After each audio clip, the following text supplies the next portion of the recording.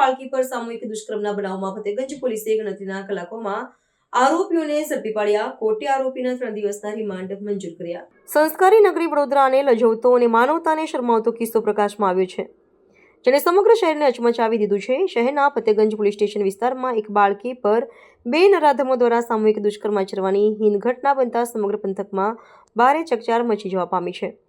આ સંવેદનશીલ બનાવની જાણ થતાં જ ઉચ્ચ પોલીસ અધિકારીઓ સહિતનો કાફલો હરકતમાં આવ્યો હતો અને ફરિયાદ નોંધાયેલા ગણતરીના કલાકોમાં જ મુખ્ય આરોપીઓ સહિત અન્ય સંડોવાયેલા શખ્સોને ઝડપી પાડવામાં પોલીસને મોટી સફળતા મળી છે.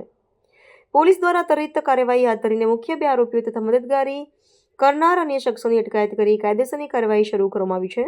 પોલીસની પ્રાથમિક તપાસમાં સામે આવ્યું છે કે ઝડપાયેલા મુખ્ય 2 આરોપીઓ પૈકી એક શખ્સ રીઢો ગુનેગાર છે અને તે અગાઉ પણ ગંભીર ગુનાહિત ઇતિહાસ ધરાવે છે. હાલ પોલીસ દ્વારા અન્ય આરોપીઓના ભૂતકાળની પણ ઝીણવટભરી તપાસ કરવામાં આવી રહી છે. ભોગ બનનાર પીડિતાને તાત્કાલિક અસરથી જરૂરી તબીબી સારવાર અને શારીરિક તપાસ અર્થે હોસ્પિટલ ખસેડવામાં આવી છે, જ્યાં તેની દેખભાળ રાખવામાં આવી રહી છે. આ પ્રકરણમાં કાયદો સકંજો વધુ મજબૂત કરતા પોલીસે તમામ આરોપીઓને અદાલત સમક્ષ રજૂ કર્યા હતા, જ્યાં કોર્ટે પૂછપરછ માટે તેમના 3 દિવસના રિમાન્ડ મંજૂર કર્યા છે. ફતેગંજ પોલીસ દ્વારા આ કેસમાં તમામ કાનૂની અને વૈજ્ઞાનિક પુરાવો એકત્રિત કરવાની તજવીજ હાથ ધરવામાં આવી છે. પોલીસ અધિકારીઓએ જણાવ્યું હતું કે સમાજમાં દાખલો બેસે તેવી કડક કાર્યવાહી કરવામાં આવશે અને ગુનેગારોને સખતમાં સખત સજા મળે તે સુનિશ્ચિત કરવામાં આવશે. ફતેગંજ પોલીસ સ્ટેશનમાં ગઈકાલે તારીખ 8/1/2026 પોલીસ સ્ટેશનમાં 64(1), 65(1), 70(2) પોક્સોની કલમ 3A, 4(2), 5G અને 6 મુજબ એક બળાત્કારની ફરિયાદ રજીસ્ટર કરવામાં આવેલી છે. એ અંતર્ગત જે ફરિયાદમાં જાહેર કરવામાં આવેલું છે, 2 આરોપી દ્વારા 15 વર્ષની એક સગીરા છે, જે મૂળ ઉત્તર પ્રદેશની છે અને સગીરા ઉપર આરોપીઓ દ્વારા બળાત્કાર કરવામાં આવેલો. એ બળાત્કાર સંદર્ભે બંને આરોપીને પોલીસ સ્ટેશન દ્વારા શરૂઆતમાં આરોપી નામે હર્ષિત, જેને રાઉન્ડ અપ કરીને બાદમાં એરેસ્ટ કરવામાં આવ્યો અને પોલીસની વિવિધ જુદી જુદી ટીમો બનાવી અને અન્ય આરોપીને પણ ગણતરીના કલાકમાં ઝડપી પાડી એને પણ મોડેથી એરેસ્ટ કરવામાં આવેલ છે. બંને આરોપી જે છે એમને કોર્ટમાં પ્રોડક્શન કરી આ કામે નામદાર કોર્ટમાં રિમાન્ડ માગતા બંને આરોપીના 3 દિવસના રિમાન્ડ જે છે એ મળ્યા છે. અત્યારે હાલ અલગ અલગ વિવિધ દિશામાં તપાસ ચાલુ છે. બંને આરોપી પોલીસ કસ્ટડીમાં છે. પૂછપરછ બાદ આગળની તપાસ જે છે એ કરવામાં આવશે. બંને આરોપી કોણ છે, ક્યાંના રહેવાસી છે, કેટલી ઉંમર છે, શું કરી રહ્યા છે? બંને આરોપી જે છે એ નવાયાર્ડના છે અને બંનેની ઉંમર આશરે 19-20 વર્ષની ઉંમર જે છે એ જણાયેલ છે અને તપાસ કરતાં બંને આરોપી હાલમાં કોઈ પ્રકારનું પ્રવૃત્તિ અથવા કોઈ પ્રકારનું કાર્ય કરતા હોય કે નોકરી કરતા હોય એવી કોઈ વિગતો પ્રાપ્ત થઈ નથી. પરંતુ બંને આરોપી જે છે એમાંથી એક આરોપી નામે જોન્ટી જે છે એ ગુનાહિત ભૂતકાળ ધરાવે છે. એના વિરુદ્ધમાં 2 ઓફેન્સ પણ રજીસ્ટર થયેલ છે અને એ જ ગ્રાઉન્ડ જે છે અલગ અલગ બીજા એના આધારે કોર્ટમાં રિમાન્ડ માગીને બંનેના 3 દિવસ રિમાન્ડ મેળવ્યા છે.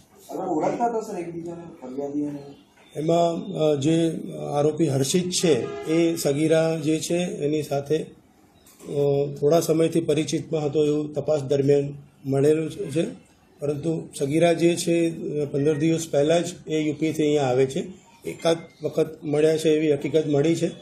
પણ બંને આરોપી પૈકી હર્ષિત જે છે એને સગીરાને પોતાના ઘર પાસે બોલાવી એના ઘરથી નજીક આવ્યા પછી અને ફરિયાદમાં જે જાહેર કર્યું છે પ્રમાણે બળજબરીથી એને અંદર લઈ જઈ અને બાદમાં એના બીજા મિત્ર આરોપી જોન્ટીને બોલાવી અને બંને દ્વારા રેપ કરવામાં આવેલો છે એવી હકીકત પોલીસને જાહેર કરતાં બંનેને અટક કર્યા છે. કેટલા વાગે બોલાવવામાં આવ્યા હતા? કેટલા જે પરિવારનો આક્ષેપ છે કે 3-4 કલાક બાંધી રાખવામાં આવ્યું, તેમાં હકીકત શું છે? અને કોઈના દ્વારા તેમને બહાર નીકળવામાં આવ્યા, તેમાં હકીકત શું? બંને આરોપી જે છે અને ફરિયાદમાં જે જાહેર કર્યું છે સગીરાએ એ પ્રમાણે આશરે 11:30 થી 12 કલાકથી 2:30 થી 3 વાગ્યા સુધી લગભગ 2 થી 3-3.5 કલાક જેટલા સમયગાળા દરમિયાન એને ઘરમાં આ રીતે ગોંધી રાખી અને આ પ્રકારનું કૃત્ય કર્યું છે એવી ફરિયાદમાં જે છે ઉલ્લેખ કરે છે અથવા એવી જાહેરાત કરે છે. અને એ દિશામાં જ તપાસ કરી અને પછી સગીરા જે છે એનું મેડિકલ તપાસણી કરાવવા માટેની અત્યારે હાલ પ્રક્રિયા ચાલુ છે. બંને જે દુષ્કર્મના આરોપી જે છે એમને એના કામે અરેસ્ટ કરવામાં આવ્યા છે. સોરી, ના, એવું કોઈ પ્રકારની હકીકત હજુ સુધી ધ્યાનમાં આવેલી નથી. કોણ ઘર હતું સર જ્યાં જે આ ઘર છે એ હર્ષિલનું મકાન છે. એ એની માતા સાથે રહે છે. એની માતા જે છે એ આવી રીતે ઘરકામ કરીને પોતાનું ગુજરાન ચલાવે છે. એ પ્રકારની હકીકત જાણવા મળી છે. ભૂતકાળમાં કયા ગુના નોંધાયેલા છે? એમાં જે અન્ય આરોપી છે જોન્ટી, એના વિરુદ્ધમાં 294 ખ 323 114 મુજબનો ગુનો નોંધાયો છે. ફતેગંજમાં જ અન્ય એક BNS 1152 296 351 3 અને 54 મુજબના એવા 2 ઓફેન્સ જે છે જોન્ટી વિરુદ્ધમાં નોંધાયેલા છે. એ પ્રકારની કોઈ જે છે એ ફરિયાદ જે છે એમાંના જે કન્ટેન્ટ છે એ મુજબ અમે તપાસ કરી રહ્યા છીએ.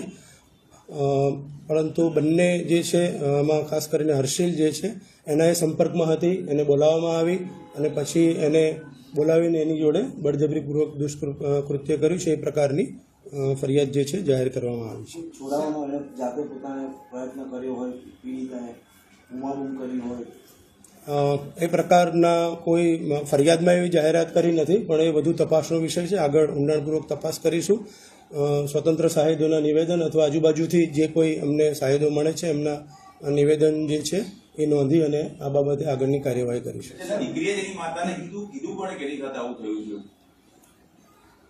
એ જ્યારે દીકરી જે છે એ ઘરમાંથી બહાર આવતી હતી ત્યારે અન્ય એક મહિલા જે છે એ એને ત્યાં આ અવસ્થામાં જોઈ હશે એટલે મહિલા એને રોકી અને એના કામે એની પૂછપરછ કરતા હતા. ત્યારે અન્ય એ વિસ્તારના લોકો ત્યાં આવી અને એને પૂછપરછ કરતાં એ દીકરી ગભરાઈ ગયેલી હતી. ત્યારબાદ એને પોલીસ સ્ટેશન લઈ જવામાં આવી અને પછી એની માતા અને એના પિતાને બોલાવીને ઊંડાણપૂર્વક પૂછપરછ કરી. એના અંતે એ દીકરીએ એની સાથે આ પ્રકારનું કૃત્ય થયું છે એવી જાહેરાત કરતા FIR રજીસ્ટર કરી અને કાર્યવાહી કરેલી છે. એ પ્રકારનો એ વિસ્તારના અન્ય લોકો આ પ્રકારનો આક્ષેપ કરતા હતા, પરંતુ એવી કોઈ હકીકત હજુ સુધી ધ્યાનમાં આવી નથી. એ દીકરી અને એની માતાએ જે અમારી સમક્ષ 2 આરોપીની જાહેરાત કરી છે એની બંને જે છે એની પૂછપરછ કરીને એને અટક કરેલા છે. અન્ય કોઈ આરોપીની જાહેરાત ફરિયાદમાં કરી નથી. કોઈ પ્રકારની સંડોવણી બીજા અન્ય કોઈની હશે તો એ દિશામાં ચોક્કસ કાર્યવાહી કરવામાં આવશે. સર, એક મુદ્દો કાલે ઉઠ્યો તો પોલીસે ફરિયાદ નહીં લીધી છે, આમાં કેટલું સત્ય છે? આક્ષેપ થઈ જાય આ પ્રકારની જ્યારે સંવેદનશીલ મેટર હોય છે અને જ્યારે એની ગુનાની ગંભીરતાને ધ્યાનમાં રાખી અને સગીરાની માનસિક સ્થિતિને પણ ધ્યાનમાં રાખવી પડતી હોય છે, જ્યારે ફરિયાદ રજીસ્ટર કરવામાં આવે ત્યારે આપણે પણ જાણીએ છીએ કે આ પ્રકારની ઘટનાની અંદર સગીરાની પૂછપરછ કરવામાં પણ થોડી સંવેદનશીલતા દાખવવી પોલીસ દ્વારા જરૂરી છે. અને એ પૂછપરછ દરમિયાન જેટલા પણ એને અમને હકીકત જાહેર કરી છે એ પૂછપરછનો જે સમયગાળા છે એના કારણે ફરિયાદ જે છે રાત્રે દાખલ કરવામાં આવી છે. અન્યથા બીજા કોઈ તથ્ય નથી. એવિડન્સ મળ્યા છે આપની તપાસ થઈ આ કાલથી અત્યાર સુધીમાં આવું ઘટના થઈ છે, જે સગીરા છે એના મેં કીધું એમ તબીબી ચકાસણી કરાવવામાં આવી છે અને ડૉક્ટર્સ દ્વારા એના જ્યારે પણ પુરાવા અમને આપવામાં આવશે એ દિશામાં કામ કરીશું. બીજું, જ્યાં આ પ્રકારનું કૃત્ય થયું છે એ જગ્યા જે છે એ અમે સીલ કરી છે, હાલ પોલીસની કસ્ટડીમાં છે. ત્યાં વધુ પુરાવા FSLને સાથે રાખી અને એકત્ર કરવાની કાર્યવાહી કરીશું. આરોપીએ કોઈ કબૂલ કર્યું છે એવું કે એના દ્વારા કૃત્ય કરવામાં આવ્યું છે? ગઈકાલે આ પ્રકારની જે સંવેદનશીલતા જે ને ધ્યાનમાં રાખી અને બંને આરોપી જે છે એને પૂછપરછ કરવામાં આવી. શરૂઆતમાં એમને આ પ્રકારનું કૃત્ય કર્યું હોય એનો ઇનકાર કરેલો, પરંતુ એના કામે જ અમે એના રિમાન્ડ માગ્યા છે. તબીબી ચકાસણી સગીરાને થયા પછી આગળની પૂછપરછમાં જે કંઈ તથ્યો હશે એ પ્રમાણે કામ કરવામાં આવશે.